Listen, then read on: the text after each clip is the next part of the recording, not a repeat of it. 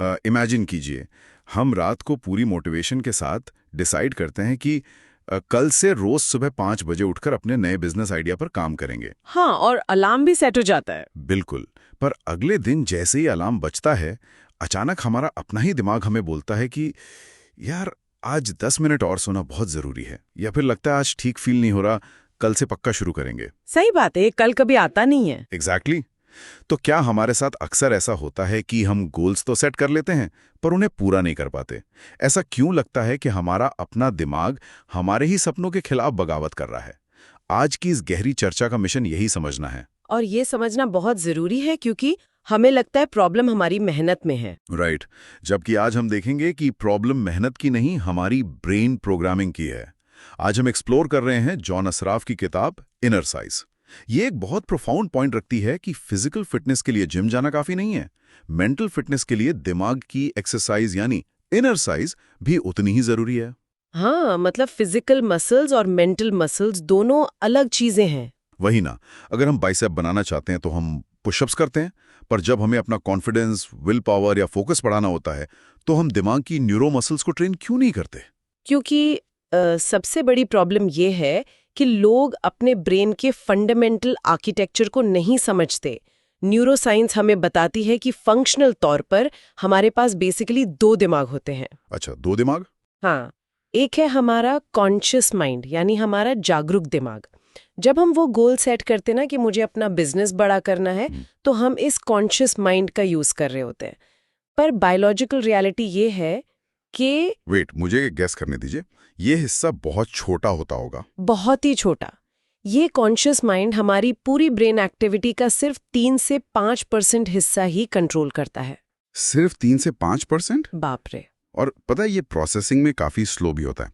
एक बार में लगभग 46 bits of information he process कर पाता है। लेकिन दूसरा है हमारा सबकॉन्शियस माइंड, जो बाकी का 95% एक्टिविटी कंट्रोल करता है। 95%?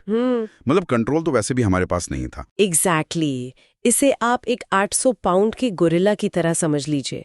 ये लाइटनिंग फास्ट है, 1 सेकंड में करोड़ों बिट्स ऑफ इंफॉर्मेशन प्रोसेस करता है। हमारी सारी आदतें, हमारे डीपेस्ट इमोशंस, सब कुछ ये गोरिल्ला चलाता है।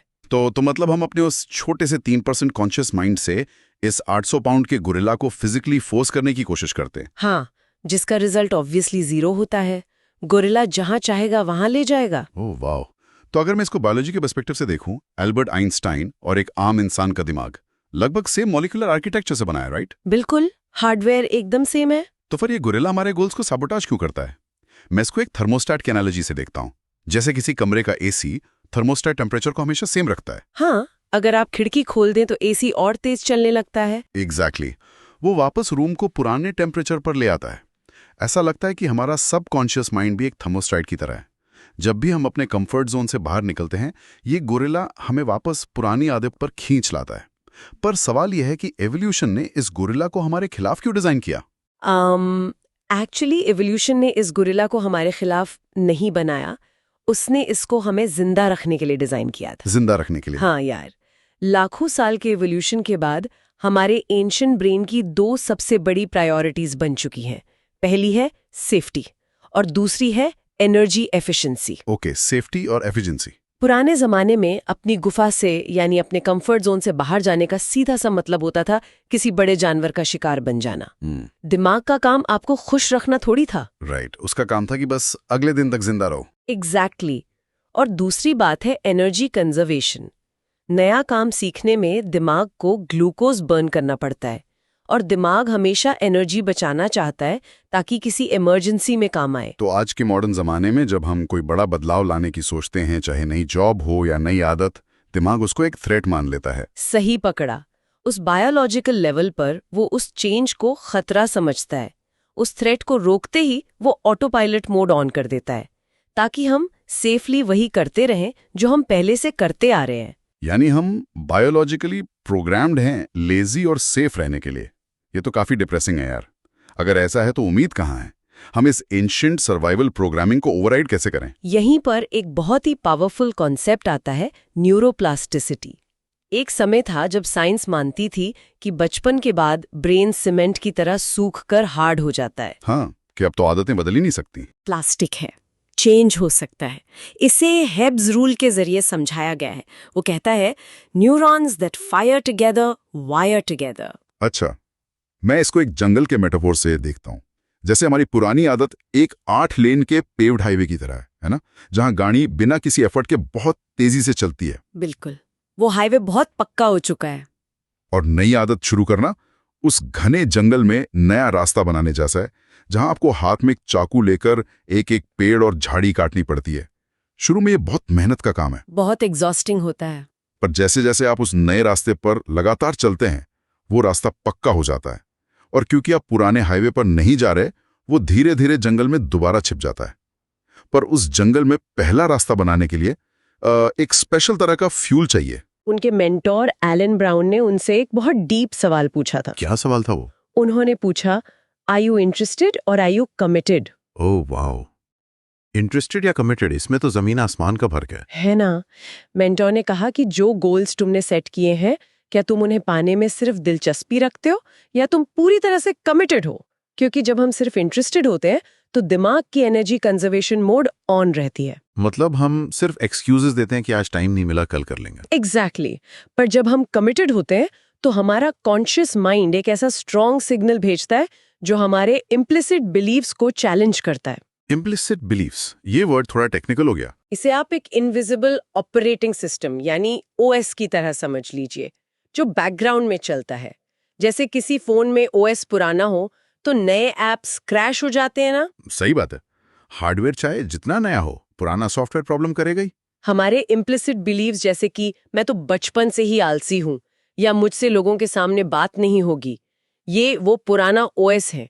ये नए गोल्स वाले ऐप्स को क्रैश कर देते हैं। तो अगर ये बिलीव्स हमारा इनविजिबल ऑपरेटिंग सिस्टम है, तो उसको अपडेट करने का प्रोसेस तो बड़ा मुश्किल होता होगा। जब भी हम उस घने जंगल में नया रास्ता बनाने के लिए पहला कदम रखते हैं, हमारा 800 पाउंड का गोरिल्ला पैनिक करने लगता है। हाँ, फिजिकल एंजाइटी होने लगती है, बॉडी टेंस हो जाती है, दिल की धड़कन तेज हो जाती है। अगर ये एक बायोलॉजिकल फॉल्स अलार्म है, तो हम अपने दिमाग को ये मैसेज कैसे भेजें कि भाई हम सेफ हैं, पैनिक बंद करो? किताब में इसके लिए एक एक्सरसाइज है ना, टेक 6 डीप ब्रीदिंग। हाँ, और ये सिर्फ एक नॉर्मल रिलैक्सेशन टिप नहीं है, इसके पीछे सॉलिड बायोलॉजी है। जब आप स्ट्रेस में हो तो नाक से गहरी सांस लीजिए और मुंह से आहिस्ता से छोड़िए, जैसे किसी स्ट्रॉ से फूंक रहे हों। स्ट्रॉ से फूकने वाला पार्ट इंपॉर्टेंट है क्या? बहुत इंपॉर्टेंट है, क्योंकि लंबी और स्लो सांस छोड़ने से ये सीधा हमारे वेगस नर्व को स्टिम्युलेट करता है। अच्छा, ये वेगस नर्व क्या करती है? ये नर्व हमारे ब्रेन स्टेम से शुरू होकर पेट तक जाती है। जब आप लंबी सांस छोड़ते हैं तो डायफ्राम एक्सपैंड होता है। ये वेगस नर्व को सिग्नल भेजता है और आपका पैरासिम्पैथेटिक नर्वस सिस्टम एक्टिवेट हो जाता है, जिसे रेस्ट एंड डाइजेस्ट सिस्टम कहते हैं। मतलब ये बेसिकली एक इमरजेंसी हैंड ब्रेक है। एग्जैक्टली। ये ब्लड में कॉर्टिसोल जो स्ट्रेस हार्मोन है उसको इंस्टेंटली गिरा देता है और गोरिल्ला शांत हो जाता है। कमाल है। तो फिजिकल पैनिक का इलाज तो सांसों के जरिए हो गया, लेकिन जब बॉडी शांत हो जाती है, तब जो दिमाग के अंदर आवाजें आती हैं, उनका क्या करें? एक इनर क्रिटिक होता है हमारा, किताब में जिसे इनर फ्रैंकेनस्टीन कहा गया है। वो इनर फ्रैंकेनस्टीन बहुत खतरनाक होता है यार, हमेशा नेगेटिव बोलता है। हाँ, उस नेगेटिव वॉइस को काउंटर करने के लिए द 4R प्रोसेस बताया गया है। रिकॉग्नाइज, रीफ्रेम, रिलीज और रीट्रेन। बिल्कुल। पहले आप उन ऑटोमेटिक नेगेटिव थॉट्स या ANTs को पहचानो। जैसे कि मैं इस मीटिंग में कुछ गलत बोल दूंगा और सब हंसेंगे, ये एक ANT है, राइट? सही। फिर उसे रीफ्रेम करो, जैसे मैं फेल नहीं होऊंगा, मैं बस नया स्किल सीख रहा हूं। अगर मैं इस प्रोसेस को इवैल्यूएट करूं, तो ये एक तरह से अपने ही दिमाग के खिलाफ एक लॉयर बनने जैसा है ना? हम अपनी ही फियर्स को क्रॉस एग्जामिन कर रहे हैं। ये लॉयर बनना बहुत जरूरी है, स्पेशली हमारे इरेशनल फियर्स के केस में। देखो, सारे डर बुरे नहीं होते। रैशनल डर जरूरी है। जैसे ट्रैफिक में ध्यान से चलना, वहां फियरलेस बनेंगे तो एक्सीडेंट ही होगा। हाँ, वहां डर आपकी जान बचाता है। प्रॉब्लम इरेशनल फियर्स की होती है, जिनका आज के टाइम में लॉजिक से कोई लेना देना नहीं है। मान लीजिए किसी ने स्कूल में स्टेज पर स्पीच दी थी और 2-4 बच्चे हंस दिए थे। Childhood trauma. हाँ, आज 25 साल बाद उस इंसान को ऑफिस की छोटी सी मीटिंग में बोलना है तो उसके हाथ पैर कांपने लगते हैं। क्यों? क्योंकि दिमाग का एक हिस्सा है एमिगडाला। ये टाइम का कॉन्सेप्ट समझता ही नहीं है। वेट, टाइम नहीं समझता? मतलब उसको लगता है कि हम वापस स्कूल में हैं। एग्जैक्टली उसको लगता है वो 25 साल पुराना खतरा अभी हमारे सामने खड़ा है। उसको लगता है वही रिजेक्शन, वही बेइज्जती फिर से होगी, और वो बॉडी को तुरंत फाइट, फ्लाइट, फ्रीज या फेंट मोड में डाल देता है। मतलब या तो लड़ने लग जाओ, भाग जाओ, जम जाओ या बेहोश हो जाओ। एक छोटी सी मीटिंग के लिए सब। सर्वाइवल मैकेनिज्म है ना, ओवर रिएक्ट कर देता है। तो अगर ये इरैशनल डर एक फॉल्स अलार्म है, तो क्या हमें डर को एक दुश्मन की तरह देखना चाहिए? क्योंकि आजकल तो हर जगह फियरलेस बनने की एडवाइस मिलती है। मेरा हाइपोथेसिस ये है कि डर को ऑब्स्टिकल समझने के बजाय क्या हम उसे फ्यूल यानी ईंधन की तरह यूज कर सकते हैं? फ्यूल की तरह? वो कैसे? जब भी इरैशनल डर लगे तो ये समझो कि हमारा एंशिएंट ब्रेन हमें सेफ रखने की कोशिश कर रहा है। हम खतरे में नहीं है, हम बस एक्सपैंड कर रहे हैं। डर का आना इस बात का सिग्नल है कि हम जंगल में वो नया रास्ता काट रहे हैं। Wow, that's a great reframe. पर उस नए रास्ते को लगातार काटने की आदत डालना बड़ा मुश्किल होता है, क्योंकि पुरानी आदतें वापस उस कंफर्ट वाले हाईवे पर खींचती हैं। उसके लिए क्या तरीका है? हैबिट लूप को कैसे तोड़ें? जैसे मुझे अगर सुबह जल्दी उठकर एक्सरसाइज करनी है। इन आदतों के पीछे डोपामीन का खेल होता है। दिमाग इंस्टेंट रिवॉर्ड ढूंढता है। स्ट्रेस हुआ तो मीठा खा लो या फोन चला लो। Instant dopamine. इसे तोड़ने के लिए हम स्टैनफोर्ड के रिसर्चर बीजे फॉग का बेबी स्टेप्स मॉडल यूज कर सकते हैं। बेबी स्टेप्स मतलब बहुत छोटे एक्शन। हाँ। अगर आपको वर्कआउट की आदत डालनी है तो 1 घंटे का हैवी जिम रूटीन मत सोचिए, ये एक बड़ा थ्रेट है और गुरिल्ला तुरंत बगावत कर देगा। इसकी जगह सिर्फ 2 पुशअप्स लगाने का गोल रखिए। सिर्फ 2 पुशअप्स? उससे क्या ही होगा? फिजिकल फिटनेस शुरू में नहीं आएगी, पर मेंटल वायरिंग चेंज होगी। 2 पुशअप्स दिमाग के उस थ्रेट डिटेक्टर एमिगडाला के रडार के नीचे से निकल जाते हैं। अच्छा। दिमाग को लगता है कि इसमें तो कोई एनर्जी वेस्ट नहीं हो रही, तो अलार्म ही नहीं बजता। एग्जैक्टली। और जब आप लगातार कई दिनों तक ये छोटा एक्शन रिपीट करते हैं तो बिना किसी रेजिस्टेंस के एक नया न्यूरल पाथवे बनने लगता है। ये कॉन्सेप्ट तो आईए फ्रेमवर्क के साथ एकदम प्रॉपरली मैच होता है। आईए यानी अवेयरनेस, इंटेंशन और एक्शन। हाँ, पहले अवेयर हो जाओ कि गुरिल्ला क्या कर रहा है, फिर इंटेंशन सेट करो और बेबी स्टेप से एक्शन लो। पर इस इंटेंशन को हमारे गुरिल्ला तक स्मूथली पहुंचाने का सबसे पावरफुल तरीका क्या है? यहां पर एक कमाल की न्यूरो टेक्निक आती है, back to the future visualisation. Oh, ये मेरी फेवरेट एक्सरसाइज है। इसमें हम इमेजिन करते हैं कि हम 90 साल की उम्र में अपनी रॉकिंग चेयर पर बैठे हैं और अपनी एकदम सक्सेसफुल लाइफ को पीछे मुड़कर देख रहे हैं। और इस विजन को प्रेजेंट टेंस में लिखना होता है। पर सिर्फ लिखना काफी नहीं है ना? बिल्कुल नहीं। इमोशन सबसे जरूरी एलिमेंट है। अगर आप सिर्फ मैकेनिकली लिख रहे हैं तो कोई फायदा नहीं। जब आप उस फ्यूचर की खुशी, उस सेटिस्फैक्शन को फिजिकली फील करते हैं तो दिमाग की केमिस्ट्री चेंज होती है। ऐसा क्यों? न्यूरोबायोलॉजी कहती है कि हमारा प्रीफ्रंटल कॉर्टेक्स एक फिजिकली रियल इवेंट और एक विविडली इमेजिन्ड इवेंट के बीच आसानी से फर्क नहीं कर पाता। सच में? दिमाग को फर्क ही नहीं पता चलता? हाँ, जब आप स्ट्रॉन्ग इमोशंस अटैच करते हैं तो हिपोकैम्पस में उस पर एक इमोशनल टैग लग जाता है। दिमाग को लगता है कि ये नया सक्सेस वाला हाईवे पहले से एग्जिस्ट करता है, इसलिए इस पर चलना सेफ है। कमाल है यार।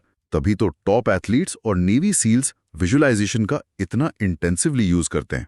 इसके अलावा एक और तरीका है दिमाग के स्ट्रक्चर को अपग्रेड करने का, ग्रैटिट्यूड की प्रैक्टिस। हाँ, ग्रैटिट्यूड सिर्फ एक फील गुड या स्पिरिचुअल बातचीत नहीं है। इसका असर हमारी केमिस्ट्री पर होता है। जब हम कॉन्शियसली उन चीज़ों पर फोकस करते हैं जिनके लिए हम शुक्रगुजार हैं, तो दिमाग डोपामीन और सेरोटोनिन रिलीज करता है। और इन हार्मोन्स का फायदा क्या होता है इस कॉन्टेक्स्ट में? देखो, डर हमारी फील्ड ऑफ विजन को नैरो कर देता है, टनल विजन बना देता है ताकि हम सिर्फ खतरे पर फोकस करें। लेकिन डोपामीन और सेरोटोनिन इस फील्ड ऑफ विजन को फिजिकली एक्सपैंड करते हैं। अच्छा, मतलब हमें नए सॉल्यूशंस दिखने लगते हैं जो पहले डर की वजह से छिपे हुए थे। सही बात है। दिमाग अपॉर्चुनिटीज को कैच करने लगता है। तो अगर हम इस न्यूरोप्लास्टिसिटी, बेबी स्टेप्स, विजुअलाइजेशन और ग्रैटिट्यूड को एक साथ जोड़ दें तो हम अपना एक डेली सक्सेस रूटीन या एक इनर साइज रिचुअल बना सकते हैं। बिल्कुल। सुबह का एक टाइम फिक्स कर लो। पहले वैगस नर्व को काम करने के लिए टेक 6 ब्रीथिंग करें, फिर अपनी back to the future visualisation में डूब जाएं और एंड में ग्रैटिट्यूड से अपने डोपामीन बेसलाइन को रीसेट करें। अगर हम इसको रोज करें तो एसेंशियली हम उस 800 पाउंड के गोरिल्ला को अपना दोस्त बना रहे हैं ना। हाँ, हम बेसिकली उस जंगल में चाकू चलाने वाले फेज से निकलकर उस हाईवे का कंस्ट्रक्शन शुरू कर देते हैं। और इस हाईवे को बनने में टाइम लगता है। दिमाग को ट्रेन किया जा सकता है, बिल्कुल बाइसेप्स की तरह। यहाँ मुझे द गैप का मेटाफर याद आता है। जब हम मिट्टी में बीज बोते हैं तो पहले जड़ें बनती हैं, रूट्स, और बहुत टाइम बाद पौधा यानी शूट बाहर आता है। उस रूट बिल्डिंग फेज में लोग गिव अप कर देते हैं क्योंकि बाहर कुछ रिजल्ट नहीं दिखता। और माइंडसेट रीवायरिंग में भी यही पेशेंस चाहिए। हम फिजिकली नए कनेक्शंस बना रहे होते हैं। इस प्रोसेस को माइलिनेशन कहते हैं।